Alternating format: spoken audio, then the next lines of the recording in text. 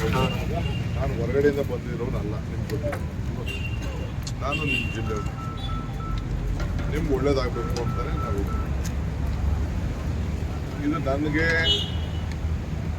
ನಾನು ಇದಕ್ಕೆ ಕೈ ಹಾಕ್ತೀನಿ. ಮತ್ತೆ ಬಿಡ್ದಿ ಏನು ಬೇರೆ ಇಂಡಸ್ಟ್ರಿಯಲ್ ಏರಿಯಾ ಮಾಡಿದಾಗ ಕೂಡ ಇಂಡಸ್ಟ್ರಿಯಲ್ ಏರಿಯಾ ಮಾಡಿದಾಗ ಕೂಡ ಬಿಡ್ದಿ ಇಂಡಸ್ಟ್ರಿ ಏರಿಯಾ ಆಗ ಅವತ್ತಿನ ಕಾಲದ ಸರ್ಕಾರ ಯಾವ ರೀತಿ ಅವತ್ತು 16,000 ಎಕರೆ ಹೋಯ್ತು. ಟೊಯೋಟೋ ಬಂತು, ಪೂರ ಎಲ್ಲ ಇಂಡಸ್ಟ್ರೀಸ್ ಎಲ್ಲ ಆಯಿತು. DC ತಮಿಳ್ನಾಡು ಅಧಿಕಾರಿ ಎಲ್ಲ ಆಯಿತು. ಈಗ ಅದಾದ್ಮೇಲೆ 35-40 ವರ್ಷ ಗೌರವಾನ್ವಿತ ಇರ್ಬೋದು, ಅವರೆಲ್ಲ ಕೂಡ ಇದನ್ನು ಆಳ್ಕೊಂಡು ಎಲ್ಲ ಸೇರಿ ಆಡಳಿತ ಮಾಡಿ ಕೊನೆಗೆ ಅವರು ಈ ಟೌನ್ಶಿಪ್ ಆಗಬೇಕು ಅಂತೇಳಿ ತೀರ್ಮಾನ ಮಾಡ್ತಾರೆ. ಟೌನ್ಶಿಪ್ ಆಗಬೇಕು ಅಂತ ತೀರ್ಮಾನ ಮಾಡಿದ ಮೇಲೆ ಇದನ್ನ ಅವತ್ತೇ ಯಾವ್ದಾದ್ರು ಸರ್ಕಾರದಲ್ಲಿ ಒಂದು ತೀರ್ಮಾನ ಮಾಡಬೇಕು, ಅದಕ್ಕಿಂತ ಏನೋ ನನಗೆ ಗೊತ್ತಿಲ್ಲ. ಅವ್ರ ಕೈಯಲ್ಲಿ ಇದನ್ನ ಬಿಡುಗಡೆ ಮಾಡಕ್ಕೆ ಅವ್ರ ಕೈಲಿ ಆಗಲಿಲ್ಲ. 2 ಬಾರಿ ಚೀಫ್ ಮಿನಿಸ್ಟರ್ ಕೂಡ ಅವ್ರ ಕೈಲಿ ಬಿಡುಗಡೆ ಮಾಡೋಕ್ಕಾಗಿಲ್ಲ. ಬಿಜೆಪಿ ಜೊತೆ ಸರ್ಕಾರ ಮಾಡಿದ್ರೆ ಕೂಡ ಅವ್ರ ಕೈಲಿ ಮಾಡೋಕ್ಕಾಗಲಿಲ್ಲ. ಈ ಮಧ್ಯದಲ್ಲಿ ಈ ಜಾಗನೆಲ್ಲ DLFಗೆ ತೆಗೆದುಕೊಳ್ಬೇಕು ಅಂತ ತೀರ್ಮಾನ ಮಾಡಿ DLF ಅವ್ರ ಕೈಲು ಗೊತ್ತಿದೆ ನಿಮ್ಗೆ, DLF ತಗೊಂಡು ಅವರು ಬಂದು ಇಲ್ಲಿ ನೀರು, ಉಷ್ಣಾವಧಿ ನದಿ ನೀರು ಇದನ್ನೆಲ್ಲ ನೋಡ್ಬಿಟ್ಟು ಮನೆಗೆ ನಮ್ಮ ಕೈಲೂ ಆಗುದಿಲ್ಲ ಅಂತೇಳಿ ಅವರು ದುಡ್ಡ ವಾಪಸ್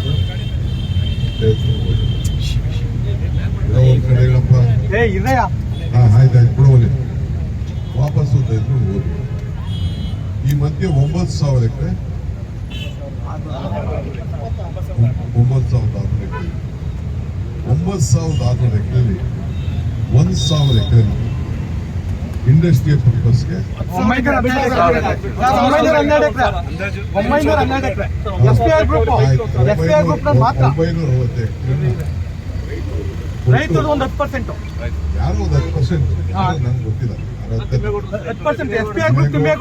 ಶಿವಕುಮಾರ್ದೋ ಬಾಲಕೃಷ್ಣ ಕೊಡೋದು ನಿಮ್ದು ಒಟ್ಟೊಳಗೆ ರೈತರಿದ್ದು ಅವರು ಬಂದು ದುಡ್ಡು ಇಸ್ಕೊಂಡು ಒಂದು 75 ಲಕ್ಷನೋ 1 ಕೋಟಿನೋ ಎಷ್ಟು ಇಸ್ಕೊಂಡು 1 ಕೋಟಿ ಸರ್, ಮೇನ್ ರೋಡ್ 1 ಕೋಟಿ 35 ಲಕ್ಷ, ಸಬ್ ರೋಡ್ಗೆ 1 ಕೋಟಿ 1 ಕೋಟಿ ಇಸ್ಕೊಂಡು ಮಾಡಿದ್ರು. ನಾನು ತಗರಾಜಿ ಕೊಟ್ಟೆ. ಯಾರು ಒಬ್ಬರು ಏನಾದ್ರು ನೀವು ಮಾತಾಡಿದ್ರ? ರೈತರಿಲ್ಲ ಅಲ್ಲೇ, ರೈತರಿಲ್ಲ, ಯಾರೋ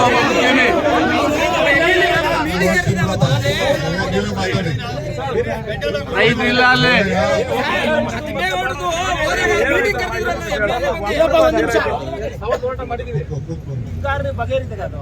ಅವತ್ತು ಕೂಡ ಒಂದು ತೀರ್ಮಾನ ಆಯ್ತು.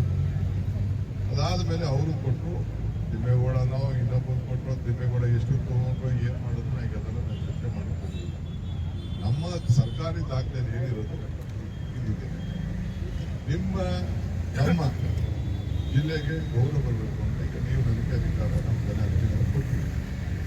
ಕೊಟ್ಟಾದ್ಮೇಲೆ ಕೊನೆಗೆ ಆಗ ಹಿಂದೆ ಸಿದ್ದರಾಮಯ್ಯ ಕಾಲದಲ್ಲಿ ಕಾರಜೋಳು ಮಂತ್ರಿ ಆದಾಗ ಇದನ್ನ ಒಂದು ಹೊಸ ರೂಪ ಅವರಿನ ಒಂದು ತೀರ್ಮಾನ ಮಾಡಿದ್ರು. ಅದು ಮುಂದಕ್ಕೆ ಹೋಗಿ ಯಾರು ಕೂಡ ಈ ಒತ್ತಡ ಇತ್ತು, ಇದನ್ನ ಬಿಡಬೇಕು ಅನ್ನೋದು ಒತ್ತಡ ಕೊಡಬೇಕು.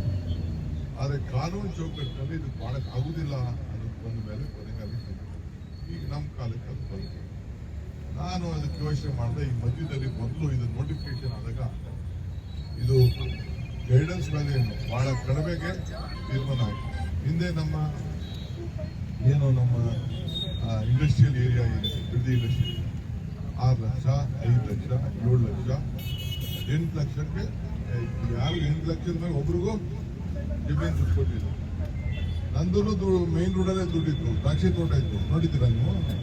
ಇದನ್ನ ಶೆಟ್ಪೇಟ್ ಅವರಲ್ಲ, ಈಗ ಸದಾನಂದ ಕೊಡ್ತಾ ತಗೊಂಡವ್ರಲ್ಲ, ವೀರಪ್ಪನವ್ರ ಆಸ್ತಿ ಇತ್ತ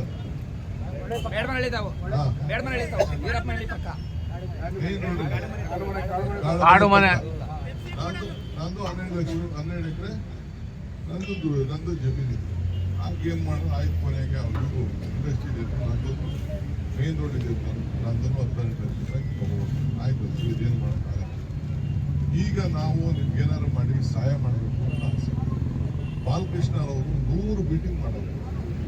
ಬಾಲಕೃಷ್ಣ, ಸುರೇಶ್ ಇಬ್ಬರು ಸೇರಿ ಅಧಿಕಾರಿಗಳು ಕರ್ಕೊಂಡು ಯಾವ ರೀತಿ ಮಾಡ್ಬೋದು, ಏನು ಮಾಡ್ಬೋದು ಅನ್ನೋದು 100 ಮೀಟಿಂಗ್ ನಿಮಗೆ ಸಹಾಯ ಮಾಡಬೇಕು ಅಂತೇಳಿ ಮಾಡಿದ್ದಾರೆ. ಅವ್ರಿಗೂ ಜವಾಬ್ದಾರಿ ಇಲ್ವೇ? ಅವರು MLA ಇಲ್ವೇ? ರೈತರ ಪರ ಇಲ್ಲ ಅವರು, ಅದು ಬೇಕಿಲ್ಲ ನಮ್ಗೆ. ಅವರು ಮೀಟಿಂಗ್ ಅಧಿಕಾರಿಗಳ ಜೊತೆ ಮಾಡ್ತಾರೆ, ಯಾವ ಲೆಕ್ಕ ಅದು? ಅಧಿಕಾರಿಗಳ ಜೊತೆ ಮೀಟಿಂಗ್ ಬೇಕಿಲ್ಲ ನಮ್ಗೆ, ನಮ್ಮ ಹತ್ರ ಬರ್ಬೇಕು. ನಮ್ಮ ಹತ್ರ ಬರ್ಬೇಕು. ನೀವು ಧಿಕ್ಕಾರ ಕರಿಬೋದು ಅಷ್ಟೇ, ಇನ್ನೇನು ಮಾಡೋಕ್ಕಾಗುದಿಲ್ಲ. ನಾವು ನಿಮ್ಗೆ ಏನೋ ಒಬ್ಬರೇ ಎಲ್ಲ ಕಂಡಿರೋನು ಮಧ್ಯದಲ್ಲಿ ಮಾತಾಡ್ಬೇಡಿ. ಏನ್ ರೈತರ ಪರ ರಾಜಕಾರಣ ಮಾಡಂಗೆ ನೀವು ರಾಜಕಾರಣ ಮಾಡ್ಕೋ, ಯಾರು ಬೇಡ ಅಂತ ಸಿಎಂ ಅವ್ರು ಮಾತಾಡ್ತಾವ್ರೆ, ದಯಮಾಡಿ ಮಾತಾಡ್ರಿ. ನಾನು ಹೇಳ್ತಾ ಇದೀನಿ ಕೇಳಿ, ಗೌರವ ಕೊಟ್ಟು ಇಲ್ಲಿ ಬಂದು ನಿಂತ್ಕೊಂಡು ಮಾತಾಡ್ತಾ ಇದ್ದೀನಿ. ಈ ಎದುರಿಕೆಗೆ ಈ ಇದಕ್ಕೆ ನನ್ನ MLA ನೀನು ಅವಮಾನ ಮಾಡಿ ಎದುರುಗಡೆ ಮಾತಾಡಿದ್ರೆ ನಾನು ಇಲ್ಲಿಂದ ಒಯ್ದಾಗ್ತೀನಿ. ನೀವೇನ್ ಬೇಕಾದ್ರೂ ಮಾಡ್ತೀನಿ. ನಾವೇನೋ ಪಾಪ ಅವರು ನನ್ಗೆ ಗೊತ್ತಿದೆ ಎಷ್ಟು ನನ್ನ ಟೈಮ್ ವೇಸ್ಟ್ ಮಾಡಿಸಿದ್ದಾರೆ, ಎಷ್ಟು ಮಾತಾಡಿದ್ದಾರೆ, ಎಷ್ಟು ನಿಮ್ಗೆ ಅನುಕೂಲ ಆಗ್ಬೇಕು ಅಂತ ಒಬ್ಬ ಶಾಸಕ ಆಯ್ಕೊಂಡು ಸಹಾಯ ಮಾಡೋರು ಅಂತ. ಈಗ ಇವ್ರು ನಿನ್ ಪರ ಇಲ್ಲ, ಯಾವನ್ ರಿಜಿಸ್ಟರ್ ಯಾವನು ಅಕ್ವಿಷನ್ ಮಾಡ್ದ ಅವ್ನು ನಿನ್ ಪರನಾ? ಯಾರು ಬಿಜೆಪಿ ಗೌರ್ಮೆಂಟ್ ನಲ್ಲಿ ಇದನ್ನ ದುಡ್ಡು ಕೊಡ್ಸೋದ್ರಲ್ಲ ₹1 ಕೋಟಿ, ಅವ್ರು ನಿಮ್ ಪರನಾ? ಯಾರು ನಿಮ್ ಪರ? ಯಾವನು ಇಲ್ಲ ನಿಮ್ ಪರ. ಏನಾದ್ರು ನಿಮ್ಗೆ ಏನಾದ್ರು ಜೀವ ಕೊಡ್ಬೇಕು, ನಿಮ್ಗೆ ಏನಾದ್ರು ಒಳ್ಳೆ ಪರಿಹಾರ ಕೊಡ್ಬೇಕು ಅಂದ್ರೆ ಬಾಲಕೃಷ್ಣ ಇವತ್ತು ನಿಮ್ಗೋಸ್ಕರ ಹೋರಾಟ ಮಾಡ್ತಾ ಇರೋದು. ಯಾರು ಹೋರಾಟ ಮಾಡ್ತಾರ ಅಂತ ತಿಳ್ಕೊಳ್ಳಿ. ನಾನ್ ನಿಮ್ಗೆ ಹೇಳೋದಿಷ್ಟೇ, ಕಾನೂನು ಚೌಕಟ್ಟಿನಲ್ಲಿ ಏನ್ ಸಹಾಯ ಮಾಡ್ಬೇಕು ನಾನು ಮಾಡಕ್ ತಯಾರಿದ್ದೀನಿ. ನಾನು ಯಾಕೆಂದ್ರೆ ಇದು ಕಾನೂನು, ಇದು ಏನೇ ತೀರ್ಮಾನ ತೆಗೆದುಕೊಂಡ್ರು ಬರೀ ಬಿಡದಿಗೆ ಒಂದು ತೀರ್ಮಾನ ತಗೊಳಕ್ಕಾಗುವುದಿಲ್ಲ. ಇಡೀ ರಾಜ್ಯದ ಎಲ್ಲ ಅಕ್ವಿಷನ್. ನಿನ್ನೆ ಕೂಡ ನಾನು KBGN ರೈತರು, ಯಾರು ಕೃಷ್ಣಾ ಮೇಲ್ದಂಡೆ ಯೋಜನೆ, ಆ ರೈತರನ್ನು ಕರ್ಸಿಸ್ಬಿಟ್ಟು ಅವ್ರದ್ದು ಕೂಡ ನಿಮ್ಗಿನ್ನ ದೊಡ್ಡ ಸಮಸ್ಯೆ ಇದೆ. 73,000 ಎಕರೆ ಒಂದ್ ಕಡೆ, 50,000 ಒಂದ್ ಕಡೆ, ಕ್ಯಾನಲ್ಗೆ 73,000 ಕಡೆ ಮುಳುಗಡೆ ಬರುತ್ತೆ. ಅವ್ರಿಗೆ ಏನ್ ತೀರ್ಮಾನ ಮಾಡಬೇಕು ಅನ್ನೋದು ಕೂಡ ಇದೆ. ಈಗ ಮೇಕೆದಾಟು ಯೋಜನೆ, ಅದಕ್ಕೂ ಕೂಡ ಯಾವ ರೀತಿ ಅಕ್ವಿಷನ್ ಮಾಡಬೇಕು ಅಂತಿದೆ. ಇದು ಬರೀ ಬೆಂಗಳೂರು ಸುತ್ತಮುತ್ತಲು ಈಗ ಇದಕ್ಕೆ BDA ಅಕ್ವಿಷನ್ ಆಗಿದೆ. ಏನ್ ತೀರ್ಮಾನ ಆಯ್ತು? ಎಲ್ಲ ಕೋರ್ಟ್ಗೆ ಹೋದ್ರು, ಕೊನೆಗೆ ಸುಪ್ರೀಂ ಕೋರ್ಟ್ ತೀರ್ಮಾನ ಮಾಡಿದ್ರು. ಏನ್ ಮಾಡಿದ್ರು? ನಾನು ಹೊಸದಾಗಿ ಯಾವುದು ನಾನು ಮಾಡಕ್ ಹೋಗ್ತಾರೆ. ಈಗ ನೈಸ್ ಅವರು ಕೂಡ ನೋಟಿಫಿಕೇಶನ್ ಮಾಡಿದ್ದಾರೆ. ಯಾಕೆ ನೈಸ್ ನೋಟಿಫಿಕೇಶನ್ ವಜಾ ಮಾಡಕ್ಕಾಗ್ಲಿಲ್ಲ? ಕಾನೂನಲ್ಲಿ ಬೇಕಾದಷ್ಟು ಚೌಕಟ್ಟಿದೆ. ಹಿಂದೆ ಸ್ಪೆಸಿಫಿಕ್ ನೋಟಿಫಿಕೇಶನ್ ಮಾಡಿದ್ರೆ ಅದನ್ನ ರೇಟು ಅವತ್ತಿನ ಕಾಲಕ್ಕೆ ರೇಟ್ ಕೊಡಬೇಕು ಅಂತಾನೆ ಸುಪ್ರೀಂ ಕೋರ್ಟ್ ಆರ್ಡರ್ ಕೂಡ ಇದೆ.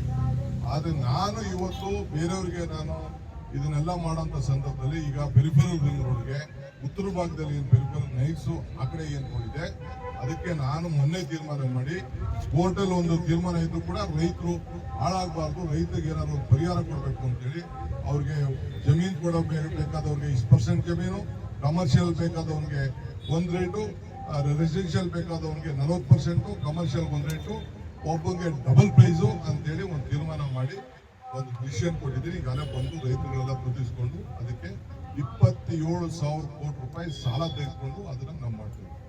ಇಲ್ಲೂ ಕೂಡ ಇವತ್ತು ನಾನು ನಮ್ಮ ಆಫೀಸರ್ಸ್ ಹತ್ರ ಮಾತಾಡಿ ಇದಕ್ಕೂ ಕೂಡ ಸಾಲ ತೆಗೆದುಕೊಂಡು ಸುಮಾರು 10,000 ಕೋಟಿ ರೂಪಾಯಿ ಸಾಲ ತೆಗೆದುಕೊಂಡು ನಿಮ್ಮಲ್ಲೂ ಕೂಡ ಸುಮಾರು 70% ಜನ, 30% ನೀವು ಅರ್ಜಿ ಕೊಟ್ಟಿದ್ದೀರಿ.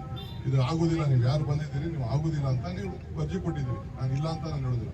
70% ಇನ್ಕ್ಲೂಡಿಂಗ್ ಕುಮಾರಸ್ವಾಮಿ ಧರ್ಮಪತ್ನಿ ಸೇರಿ ನಮ್ಗೆ ಕಾಂಪನ್ಸೇಷನ್ ನಮ್ಮ ಕೈಯಲ್ಲಿ ನೇರವಾಗಿ ಕೊಡಿ ಅಂತ ಅವರು ಕೂಡ, ಅವರು ಅವ್ರ ಮಗ ಇಬ್ರು ಕೂಡ ಲೆಟರ್ನ ಕೊಟ್ಟಿದ್ದಾರೆ. ಏನಪ್ಪ, ಅವರು ಕೂಡ ಕೊಟ್ಟಿದ್ದಾರೆ. ನಿಮ್ಮ ರೈತರು ನಾನು ಇದು ನಮ್ಗೆ ನಿಮ್ಗೆ ಅಕ್ವಿಷನ್ ಮಾಡಕ್ಕೆ 1 ಎಕರೆನೂ ನಮ್ಗೆ ಅವಶ್ಯಕತೆ. ಬಟ್ ಈಗ ನಾನು ಬಿಡೋ ಸ್ಟೇಜಲ್ಲಿ ಇಲ್ಲ. ನಾನು ಬಿಟ್ಟು ಯಡಿಯೂರಪ್ಪ ತರ ಜೈಲಿಗೆ ಹೋಗಕ್ಕೆ ನಾನಂತೂ ತಯಾರಿಲ್ಲ. ಡಿನೋಟಿಫಿಕೇಶನ್ ಮಾಡಿ ನಾನು ನಿಮ್ಗೆ ಏನ್ ಸಹಾಯ ಮಾಡಬೇಕು, ಯಾವ ರೀತಿ ಪರಿಹಾರ ಕೊಡಬೇಕು ಅದನ್ನ ನಾನು ಇವತ್ತು ಚರ್ಚೆ ಮಾಡ್ತೀನಿ. ಸರ್ಕಾರ ಕೈ ಬಿಟ್ಟಲ್ಲ, ನೀವು ಬಿಟ್ರಣ ಚರ್ಚೆ ಮಾಡ್ತೀರಾ? ಹಿಂದೆ ಸರ್ಕಾರ ಕೈ ಬಿಟ್ಟಲ್ಲ. ಕುಮಾರಸ್ವಾಮಿ ಕೃಷ್ಣ ತೇರ್ಕರ್ ಮಾತಾಡ್ತಿದ್ರು, ಕೈ ಬಿಟ್ರು, ನೀವು ಕೈ ಬಿಡಿ.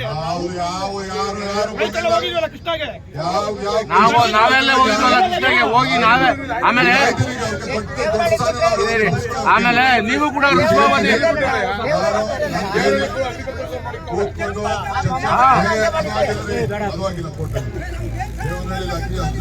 ನಿಮ್ ಸಹಾಯ ನಮ್ಗೆ ಬೇಕಿಲ್ಲ ಸರ್.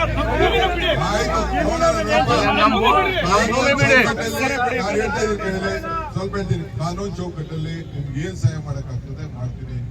ಒಳ್ಳೇದ್ ಮಾಡಿದ್ರು ನಾ ಕೆಟ್ಟದ್ ಮಾಡ್ತೀನಿ.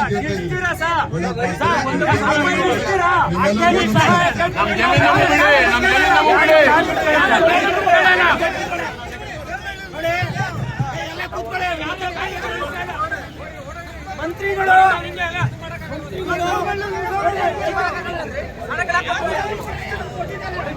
ನಾವೇನ್ ಮಾಡ್ಬೇಕು?